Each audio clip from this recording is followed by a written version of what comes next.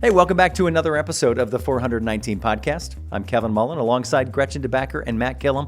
We're excited to bring you another engaging conversation with somebody who's making waves here in the Toledo area. As always, we'd like to thank our sponsors, Wetro Wealth Management and the Employers Association, for their continued support in bringing these stories to life. I knew what the Employers Association was, but I had no idea how much they do. They really support the heart and soul of your organization, your HR department. There's workshops and educational opportunities, and they're just a phone call away if you've got a question. In fact, this month, they have a Diversity, Equity, and Inclusion series, October 2nd, 9th, 16th, and 23rd. You can learn more about it and everything they do by visiting their website, theea.org.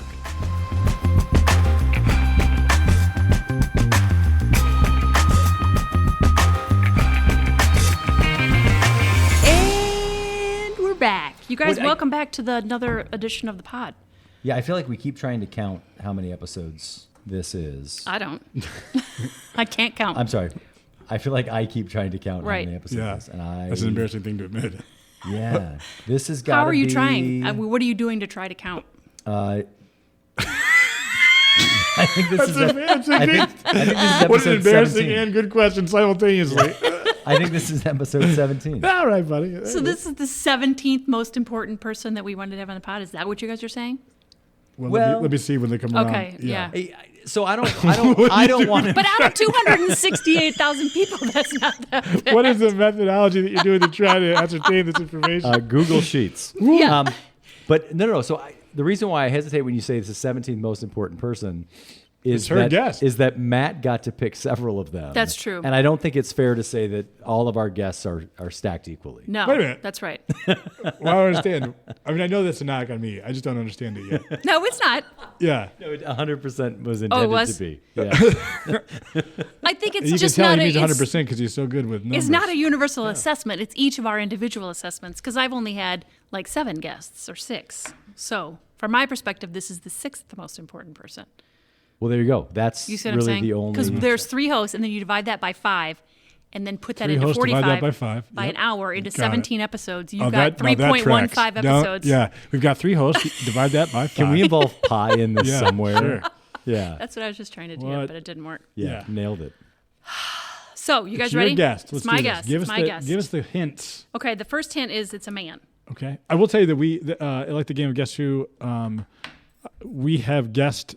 Kevin has gotten it right several times. Several times. Hang on a second. So but we have, of all of these unknown, uncounted episodes, we have never actually said... That it was correct? It said the names out loud. Said the names out loud. Yeah. Oh, no, you said... I know who it is. Oh, okay. Yeah. Okay, that's true. But I think that you are telling the truth a few times that you just say, I know who it is. Yeah. It's a dicey thing, man. Right now, I'm gonna just call it right now. I know who it is. Every time I have said it out loud, it's been wrong. Like I thought that... you said it out loud? Yeah, no. You thought John Jones was Tom Cole. Yeah, that was great. In fairness, though, that was midway through. Oh, that's right. Right. That was halfway through the episode.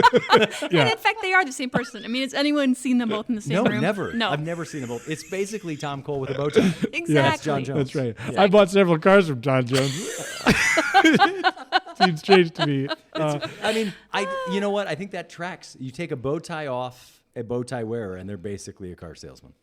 That does track. And he wears bow ties. Kevin does, as you know, Matt. Yeah. Matt, what he's saying is... Okay. I'm not wearing one now, so basically I'm trying to sell you a car. Yeah, and I'm in. Okay. Yeah, I'll put in the clear coat. Let's start with what kind of payment you want to make. Yeah, I don't. Okay. Yeah. I can't help you. All right. We're done. So your guest so this is a man. person is a man. Yeah. Yep. This person has had a storied career. Oh, okay. In the city of Toledo, there's no emphasis to be put on the word storied. Okay. I just mean like he's had multiple different opportunities he's pursued. Okay. He's a creative person. Okay. He is particularly drawn to live music. Is drawn to... No, God damn it, Matt. Yeah, because that would be a better clue.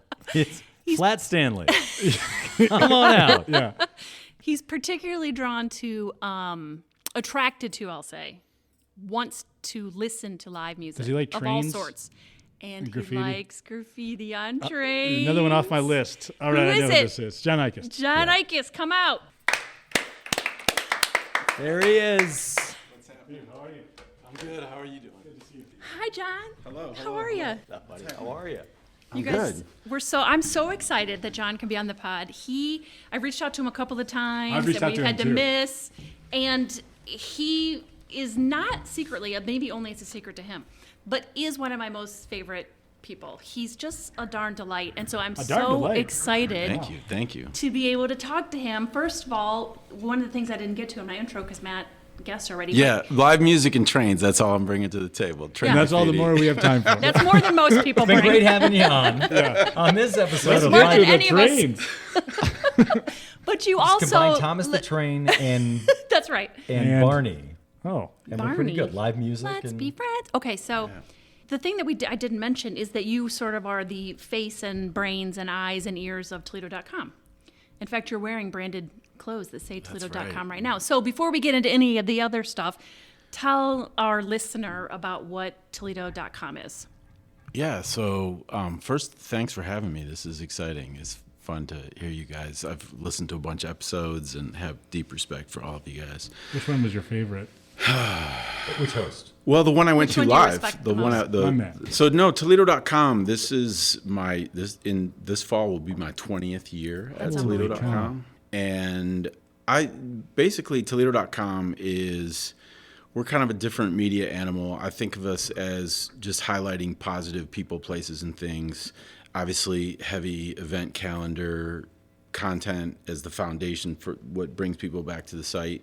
But we're just kind of trying to, really focus on all of the good things that so many people are doing around town. And so that involves staying on top of that content, trying to make a relevant site. We could have sold out years ago. People, Like Gretchen did. yeah, that's right. I mean, if you I visit, didn't get enough. if you visit GretchenDeBacker.com right now, Yeah, it's all porn. Wow. Yeah, I mean you got to pay the bill. It's OnlyFans. yeah, but only not- only fins. It's mostly about her love for Mostly about- tropical fish. Oh, my God. Get. Hey, she likes fish. man, That's not even true. so good. All right. But OnlyFans is a new name for our website, and we need to get them in the market on that immediately. There's a walleye tie in 'Cause there. there could be a somewhere. whole, like- That's sued by the walleye tonight. Yeah. There could be That a is the whole like walleye, weird like shark like, page. Season ticket holder site is just onlyfins.com. All right, let's get I so get to badly those trains, John. Only track. I so badly want to see Joe Napoli's name as the owner of onlyfins.com. Oh, All right, so speaking of how did you come to acquire Toledo.com? So I do not own the domain. Ian Harton is a longtime friend and founder of Toledo.com. Back in the day, like the short version of that story is back in the day, mid-90s, when the internet was kind of the Wild West. He was looking to, kind of get into the internet game, and it was really in its infancy back then. And he was selling email subscriptions to individuals and businesses. And, a lot of prominent businesses were saying, yeah, that's not really the direction that we're going. Sure. Nobody knew. And then in the meantime, he had such a strong kind of email subscription business. He bought the domain Toledo.com, I think at the suggestion of his mom. So people would have vanity emails. So it would be like, John at Toledo.com, Matt, yeah. Gretchen, Kevin at Toledo.com. And it would just be like something Thanks for easy leaving me to out. even remember. What's that? Thanks for said leaving Matt. me out. I said Matt first. Okay, I'm sorry, John. All right. That's the last time I mentioned Matt Killam during this. I'm sorry. I thought this was. I'm not even going to look at you. I don't know if Yeah. anybody can tell at home, Yeah. but Well, you're only hurting yourself. But so when I knew him before I started working there, I was coming back. I've only spent one short period of time outside of Toledo other than college, and that was in Chicago. And I went over there, through all my money, lived with some close friends, and was going to live music all the time. And I was like, okay, I don't think I can afford Chicago. So I was moving back to Toledo, but I was excited about that. There's a lot of things I love about Toledo. And when I moved back, I was starting kind of over where am I gonna work. And Ian had, Ian and his wife at the time had some e-commerce businesses. And so I was just doing shipping and receiving, and he had this domain that was a website. How did you guys meet? Just through mutual friends. Okay. Nothing there. Yeah, we were both photographing train graffiti. No. And so when I came back, I was really doing a lot of shipping and receiving, and I knew that he had this domain, and it had like movie show times on it, but it was a really kind of sparse site. And I kept saying, I think you could do more with this site for the benefit of, the city. And he said, I don't have any time. Just you go at it, full go, do whatever you want with the site. So that's really the 20 years I've just been kind of polishing that and trying to make it, again, like a relevant, worthy resource for Toledoans. Hopefully we're driving both visitors and citizens to the direction that they want to find the information that I think it absolutely is. I mean, I use it as sort of the go-to place. Thank you. To look for stuff, to look at the listings, to look at the calendar. It's always up to date. There's always such good information on that site. It looks good. Yeah, it looks good. It's easy to maneuver. And I'm glad that it's been around for so long. But before Toledo.com, you mentioned Chicago. But when you came back to Toledo, and we've talked about this before, you had some different posts in the city. Yeah. I believe that you were at the Collingwood Arts Center for a period of time. No, the Valentine. So, when my first job out of college was at City Fest, I volunteered. And so for younger people, City Fest was kind of like doing the parties in the park, Rally by the River, and some festivals. They were partnering with people who were kind of presenting festivals. And so I was an event coordinator there, and then I was an event coordinator at the Toledo Botanical Garden, focused on the Crosby Festival of the Arts as the biggest thing that kind of happened at the time. This is before the Metro Parks kind of absorbed what was going on. I've heard you were the best employee that Botanical Garden has ever had. How dare you? I mean, that's what they always said. Yeah. And I still talk to all those people, and Matt's name never comes up. Yeah, that's right. Well, not, since the... According to agreement. Since the lawsuit. Right, that's right, yeah. That's right. But, so I worked there. I had a very short stint at the Willis Boyer at that point. Now it's the Schoonmaker, the freighter that's the museum ship. Just as an interim director while they were in a director search. Get out of town. Yeah. I didn't know that. Yeah, it was wild. Did you give a tour of that place like today? Like, would you still know this? It's been a minute. Because it's changed so much? Yeah. That's the great thing about history. Yeah, sure. It's been a minute, but they had a couple of concerts on the deck, and that was fun. And it was, cool, but it was just How cool is. Yeah, right. But and then one of the jobs that was, kind of really embedded me into the arts scene in Toledo was Toledo Cultural Arts Center was the organization that was renovating the Valentine Theater back in the day. And so this would have been in the early 90s, I guess. Okay. Like 90, I think it was 95, 96. That sounds right. Yeah. And yeah, that's about right. And the Valentine was a shell at that point, and they were just focused on fundraising. Where's the money coming from? The feds or the state or, local entities, corporations, and things like that. And but within the Toledo Cultural Arts Center, I think the Rep was housed there at the time, the Toledo Cinema Guild, the Opera, the Jazz Society. Mm. So I was learning, The from cultural scene. Yeah, from these other people. There's a lot going on. There's a lot going on, and just kind of helped me eventually tie in maybe to the Arts Commission. And where you served as president and on the board. Board president, and but I've been on the board since 2011, but had volunteered for a long time before that, and just I just love the arts in general. I feel like it's what brings the community together in all these divisive times. The arts open up a lot of great conversation and reflection for people to just kind of, make their place, make their space in Toledo. John, where did this come from? Obviously, I do want to talk about your relationship with your mom, who is totally rad. But Thank you. Your folks, this is something that you inherited from them, or something you just did on your own? What was it like growing up as little John Eikost? Well, let's start on my You have siblings. on my Talk about bike. that. I could Yeah. go as far as no. What were the parameters? Yeah, it was Anthony Wayne Trail.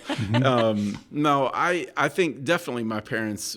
You know, a lot of people's parents are this way, but to whom much is given, much is expected, or just so I feel very fortunate and grateful for my upbringing and my experiences, and I was always encouraged to just pursue whatever it was that I was interested in, and art was one of those things. I probably would have, I haven't really thought about this recently, but I went to school, just speech communications, Miami of Ohio, chose the major that was the least math requirement, Sure. Always as the one best does. choice. Right, Yep. exactly. And, but maybe would have pursued art school had I gone in a different direction earlier. What type of art? I'd always liked to draw, and I painted young, and then, if you don't stick with it or you don't pursue it, or you're not kind of challenged, it just kind of is one of those things that fades away. Mm-hmm. But I was able to get back into it from the standpoint of just trying to help, volunteer for things like Artomatic back in the day. And Do you draw to this day, John? Do you have a sketch pad somewhere? Or? Not really. Yeah. I mean, a little bit, but not much. Yeah. A little bit of painting here and there, but Cool. I'll get back to it. Is there at something some you do point. that scratches that itch, or do you do it sort of by immersing yourself in this? By being around it and Cool. just kind of supporting the creative culture, I think, That's how Kevin looks at dental hygiene. That's right. He doesn't promote it, but he just sits in the lobby of the dentist's office. He likes to see what other people are up to. Yeah. That's a good smile walking by. Yeah. Right. What do you have? I don't know what happens behind those doors, but something's working. That's right. Look at I these feel like fish. we're getting ready to hit a sponsor. And speaking of white teeth, This message brought to you by. Frank Hilton. Oh, don't say any So names. I did not know. I don't think I knew you went to Miami. Yeah. So we got that in common as a fellow Miami grad. Yeah. But Look at that. I did know you went to St. John's. right? Yeah. I'm curious your time at St. John's. There's a handful of teachers that were there that I know were big into music and arts, and Yeah. was that fostered at high Did school, you or do did you musical find or that later? theater or anything in I school? did no theater, no musical at all. None of that. But in the sense of, so music is, you kind of teased it at the beginning that I do love live music. That's kind of my church, and I seek it out a lot. And I feel like high school is where I really started to connect with people. I call them my musical Sherpas, people early on in my career saying, oh, you should listen to The Clash or listen to whatever. And a lot of album trading back in the day, but that was kind of a high school thing for me. And that's when I started going to live shows. And, just that's a quick way. And you go by yourself sometimes too, right? Yeah. No, I mean that. This No, is like that's true. This is really your thing, and that's. I mean, yeah, This is an intervention. That's right. Yeah. It's a pity party. I think that's cool. Oh, I do too. Yeah. Yeah.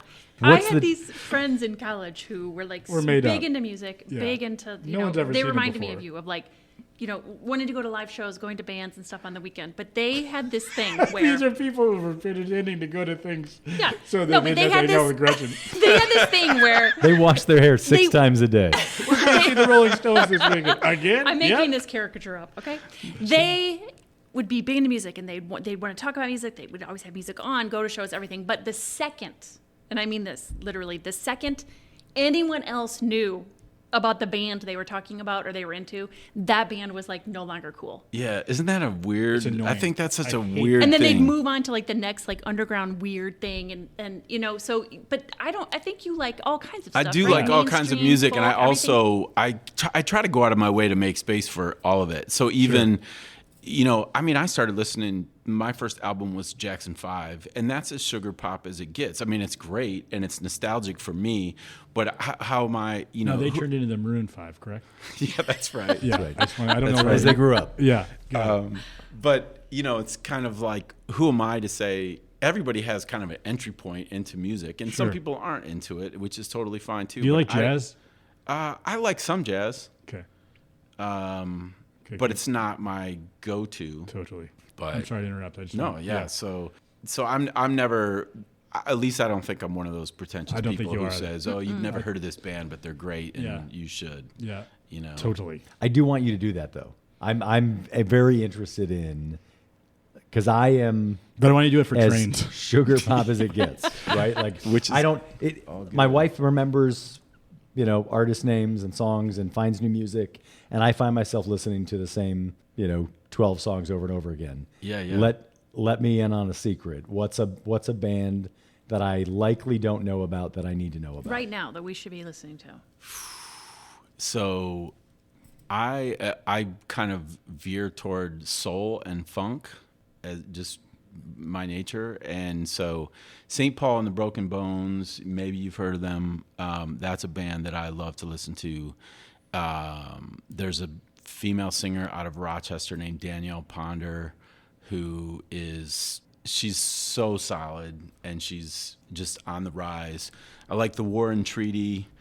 It's a band that they're huge right now, and I saw them 5 years ago at the Village Idiot, and those are just kind of three examples.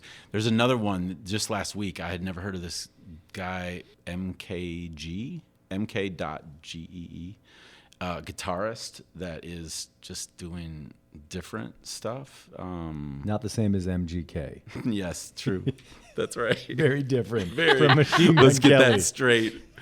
But whose girlfriend is also anyway. Yeah. How do you listen to music? Do you do records? Do you do streaming? Do you we have ask how live you bands find come to those? your house? Like, what is your choice of? I stream more than anything. I mean, I'd like to say, vinyl, and I do have a decent vinyl collection, but I just find myself in my car so much going back and forth, like everybody, that I do that. But I think that I find music. I have certain venues that I love in the Midwest, and I keep an eye on their schedule because Cool. I kind of trust their people who book those venues. Do you mind sharing? Oh, I love the Arc in Ann Arbor. I Yeah. love Beachland Ballroom in Cleveland. I've I like, for example, Chicago Old Town School of Music.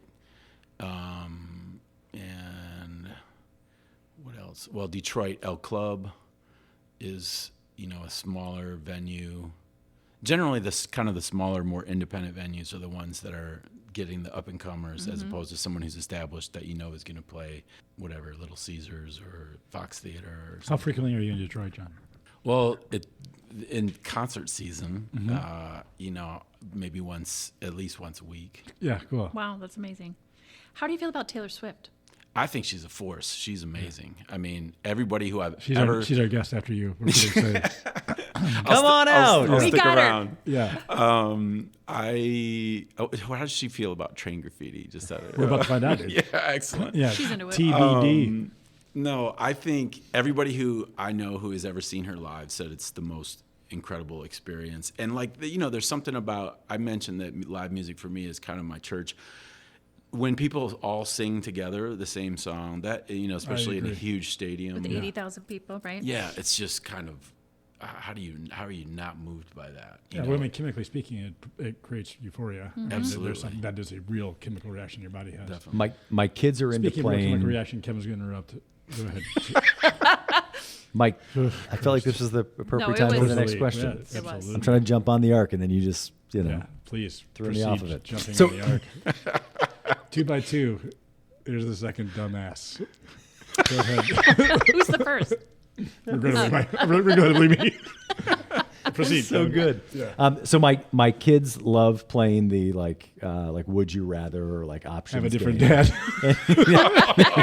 No, they will tell you all day. It's like guess Yeah. who for dads. I ask them who's your favorite dad, and they always every time they respond Brad. Yeah. And I'm like, Who's Brad? yeah, it's not their dad. He's just a made-up person. No, he's a real person. Oh, okay. Yeah. Is he taller than you? No, Okay, good. no, not at all. Go ahead. I think we need to delve into this a little bit more, but maybe not right now. I mean, Yeah. if you guys want me to go, I've got a- Yeah, we would. So they asked a Do you question go the by other Brad, day. John? So they asked a question the other day that I'm curious to hear your answer. Uh-oh. Would you rather Oh, listen to the same song on repeat forever, or never be able to listen to your favorite song ever again? what if this favorite song is the one that's on repeat forever? No, that's not it. Gretchen, No, just shut Trying to make another argument. Yeah, nice try. But I could hear all other music, but not my favorite song. You're saying that was one. No, you get. Yeah. You can't change it. So you can Right, only yeah. you can I only told hear you my the major same had song. math. Correct. Same You can song either forever. Daniel, you cut can this off. pick a song and So I'm listen on to an it island. on repeat. Yeah. Or all the rest of the music and never your favorite song ever again. Yeah, that's Yeah, what the I thought second one. That's what I thought you said. I mean, all the other music, I would have to do that. Just there's so much. I learn new music every week, so I would have to go that route. But it'd be tough to not hear your favorite song. So we've referred to it a couple times, and of course making fun of you as we do. But talk a little bit about this. And I think that's when I first sort of became friends with you on social media, is you posting all of this graffiti on these trains. And I'm like, what the hell is this guy doing? Yeah, So I get that a lot. What is in general, just specifically about the trains? So how did you get interested in that? I mean, obviously it's a Why do you make form of individual communication posts? and an art form. But why the trains? I think once I became aware of, I really love street art. I really love murals. Are you in a gang? And I'm not in a gang. I'm Okay. not affiliated. You're not allowed to say you are. Oh, that's right. Right. This is the first rule. You're wearing blue. But I live near a train track. I live a half a block from a train track. I didn't Well, know that. that makes more and sense. So and I can hear the train, if I'm at my sink, all of a sudden here comes a train. And once you start to kind of dive into this, and again, if you have a lonely life, you're like, you find If these you spend things, a lot of time weeping at your sink, which I do. which I do, I'm right there. I just have this visual of John hearing the train. I've done and it. like sprinting out of his house. I've done it. Like a We know kid hearing the Yeah. ice cream truck. Yeah. Right? No, Like as a kid, just like, poof, I gotta go. On that note, this is a true story. So there's an artist who, and some graffiti artists are also artists, outside of painting on trains and things. And so there's someone, I would say he's maybe somewhere in the Southwest, El Mac. And El Mac did a poster for the Obama campaign that I have that's amazing. And it was a campaign poster. And so that put him on my radar. Well, he also paints the sides of trains, and they're usually portraits, profiles, and things that are really elaborate and very distinctive. And I was literally at my sink and doing dishes, and I looked out the window and I see an El Mac roll past. No. I ran out the front door with my keys, got in my car, and I know where the tracks go. I know it's headed south. I know it's going toward North Baltimore. And so I'm literally on, like, whatever that is, 25, And you do your dishes in the 65. nude. Yeah, So this is yeah. a very challenging. Had no clothes on, and I'm just waving to people, and I'm saying, "El Mac, I'm Yeah. You'll going be to fine in North Baltimore. You're good. Yeah. That's Yeah. right. Not And- a big download market. But I found myself, I almost caught up to it, and a truck pulled in front of me, and I'm gonna get in front of the train. I'm on a country road. I'm gonna get on the other side that the graffiti is on, or this portrait is on, and I didn't. And the train rolls past. And Yeah, it was metaphor just- for Have you my ever life. found one since? Yes, I have seen. I have seen a couple. Since. And did this transition then into your interest in murals, in your work on murals? All of it kind of simultaneous. I just love the fact that murals are kind of free to the public, and you never know when you're going to see one. And usually when I go to a big city or even a smaller city, I'll either seek them out or be surprised. And I think it's a great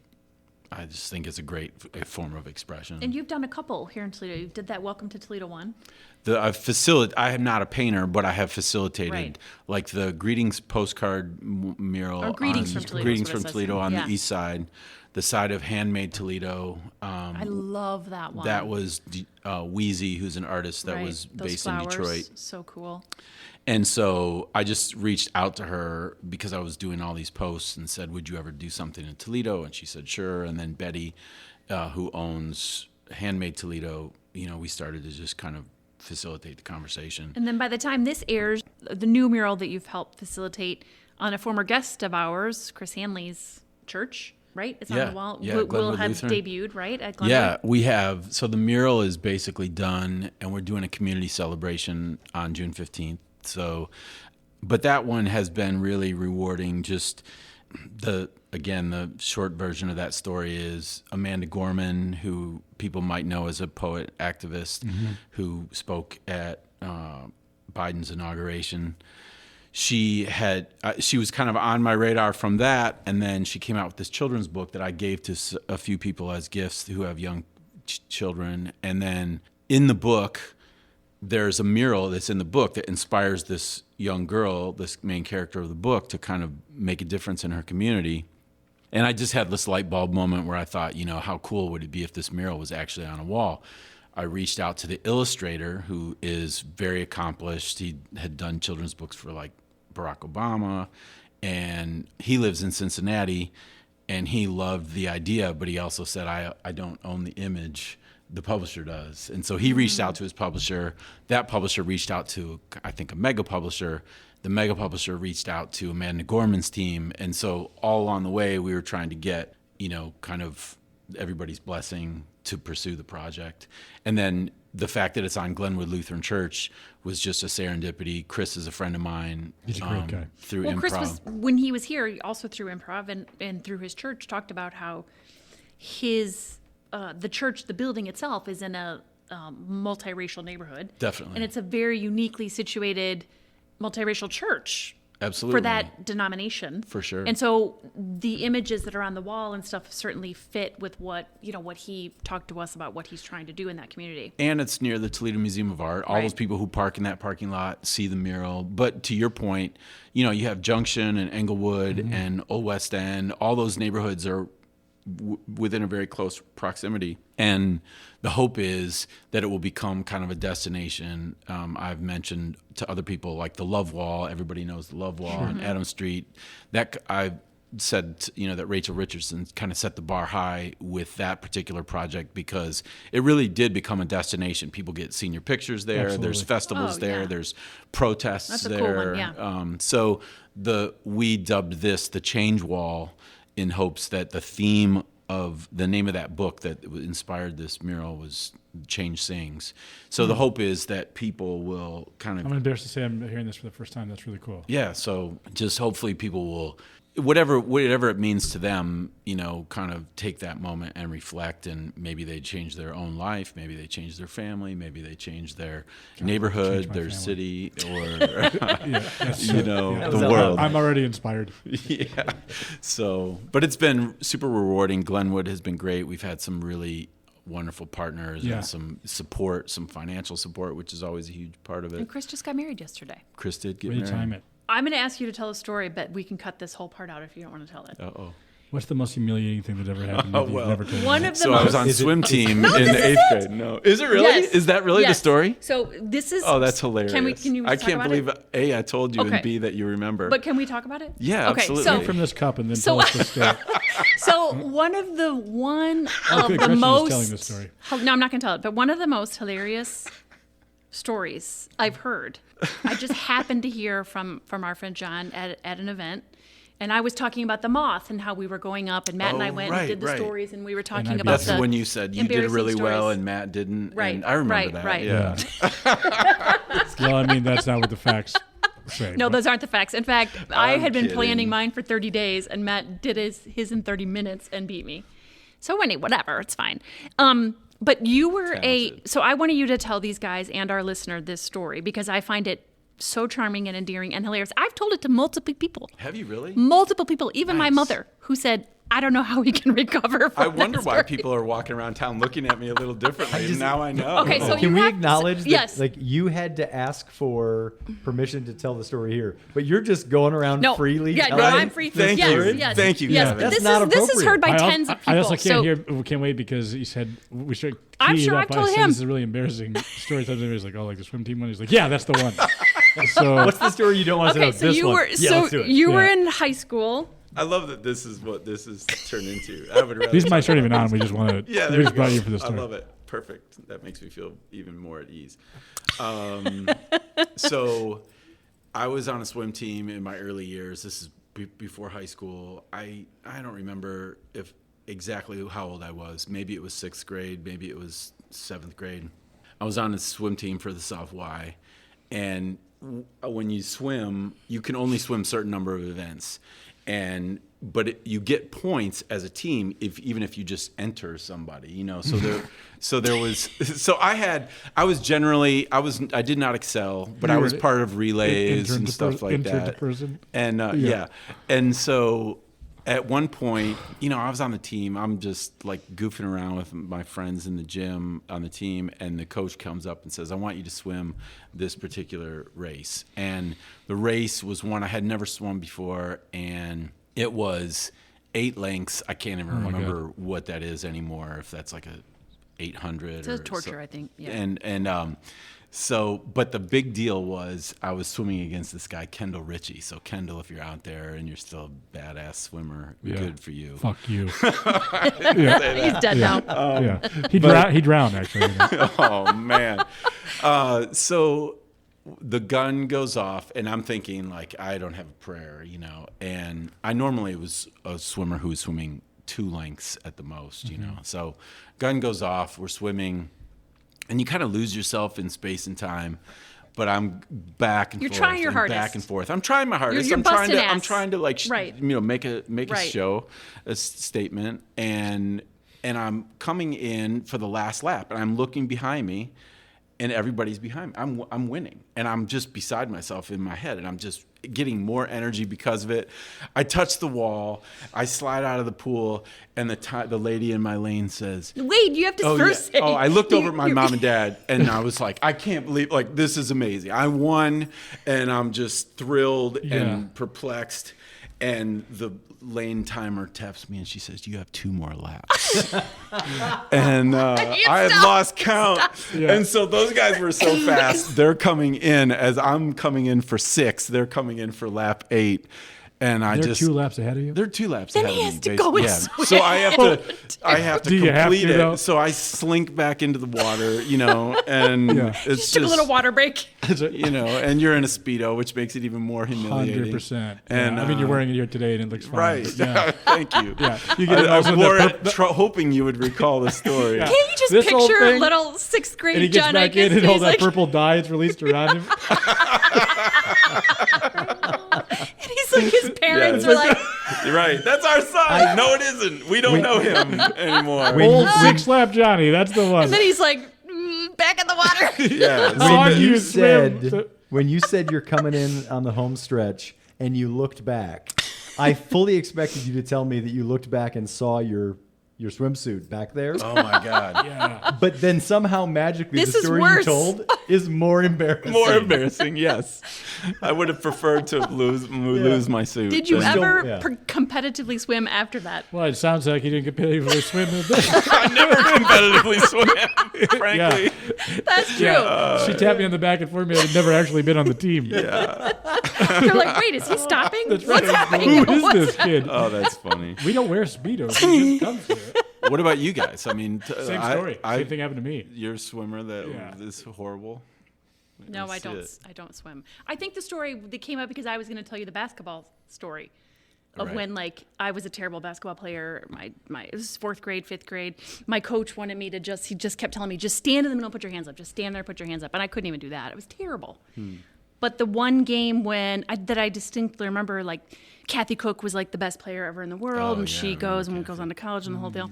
But like, she was injured, and like someone else was sick, and someone was out, and someone had to leave early, and so like at this game, whatever the reason, whatever the case is, They heard about this barn burner of a swim meet. Finishing his 3rd lap. Really finished. Let's head to the natatorium. Chasing after him like it's a train. I got to get out there. But the only person left on the team was basically me, and somehow I don't know. Different than you, I actually succeeded in making a basket, getting up and down the court somehow, and did well, like made baskets, did foul, like the whole thing, and I came into practice that following Wednesday, and it was like a champion's ticker tape parade. You're coming into Rome. Yeah, the coach was like, "I think we got to thank Gretchen for what she did." And I was just, I mean, I've been living high on that 5th grade one basketball game. I mean, and I'm sure it was like 1 years basket, now. you know? Yeah. But otherwise was terrible, was horrible. It's a big deal. It is. Yeah, Did you thanks. keep the basketball, or No. do you have any kind of Cut the net down? They asked me to stop talking about it, actually. Yeah. That was the police. rude? Are we sure that actually happened? Yeah. I don't Black know. five I could have shots. dreamed about it. Who knows? What do you want to see for Toledo Great question. coming next? In terms of swimming. Swimming? Yeah. Swimming specifically. I'd love to see a 6-lap race somewhere. The untold story of the 6-lapper. Toledo, that's an interesting question. I think that Toledo, I'm a lifer. I've been here pretty much the whole time. And we're all experiencing some amazing growth and collaboration that's going on right now. I would love to see more collaboration. And I'm not just saying this because we're sitting here with Matt, but I think that the Metro Parks, I've said this to Matt, I've said this to Dave. The Metro Parks is kind of leading the way in modeling what it's like to collaborate as a big entity that has a lot of swing and a lot of power, and and a lot of connection with the general public. And Toledo, maybe 10 years ago, felt more compartmentalized, where it was kind of like the ego was leading it versus, kind of like what can we all do together. So I would like to see more collaboration. I would like to see more access for everybody. And I know that there are a lot of really good, smart people working on that kind of thing. But I think it's easy for some people to feel excluded from the decision making that's going on. And that's that's a lot of work, to try to identify those people, identify voices, and then how do you implement that without just having a big, kind of stew that doesn't really serve a bigger purpose. But there are some really great leaders in the city right now that are really focused on what they're doing. I think it's inspiring, and hopefully, everybody talks about it, but hopefully young people stick around and see it out or come back. Yeah. Yeah, I guess if I could, one of the concerns I have, and I certainly appreciate your comments, John, and this is a blanketed comment to many of our peers sitting around the table here, certainly people who do things for the community. This silly show is to highlight that. But I am a little concerned about us. We've made real progress, I hope, right? But us sort of resting on what I would describe as like the first layer of actual work of collaboration. And I can't say that is a result of high economic times or low economic times, right? I've heard both articulated is it's easy to partner when there's a lot of money around, or it's easy to partner when there's no money around, right? Mm-hmm. So let's just pretend that both those things are true. But are we going to be able to get back on the horse again, continue to push this, and not just settle for the fact that like this seems to be working, box checked? Right. Like, what does the next evolution of collaboration or community work look like, and for whom? Yeah, good point.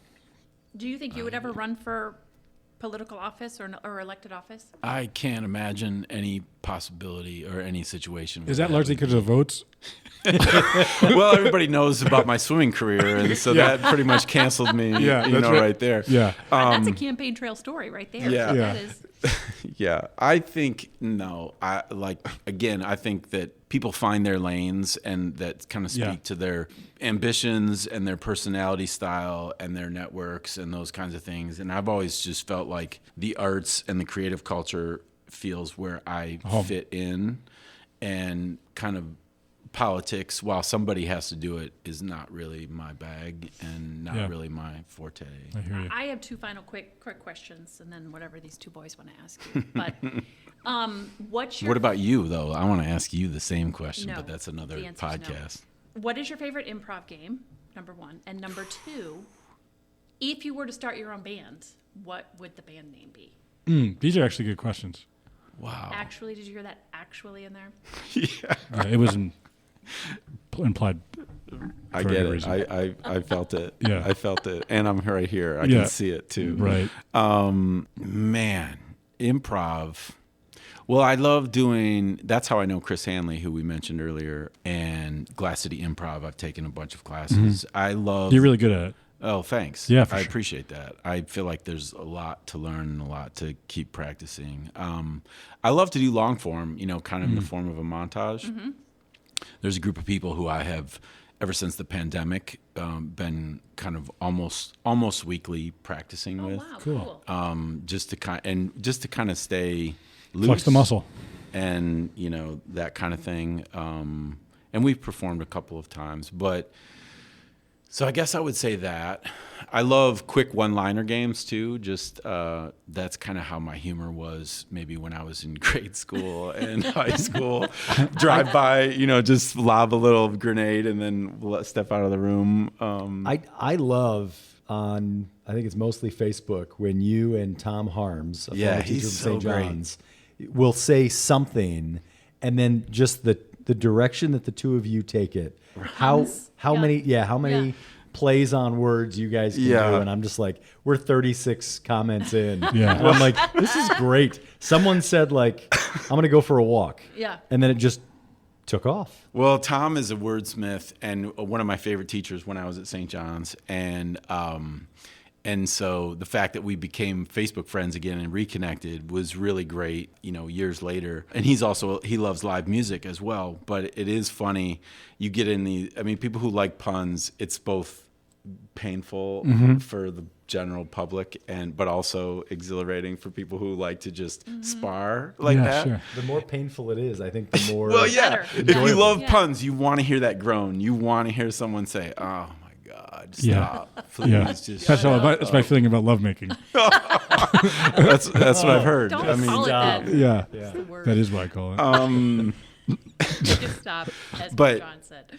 But yeah, Tom and I will get into, and a few other people who I know from back in the day will jump in and say that. What was your other question? Band. Oh, the band. Stop dodging. Actually, I have a Google Doc of fictitious band names. Do not. I do, and it's probably Can we share it when we release the pod? 65 names long.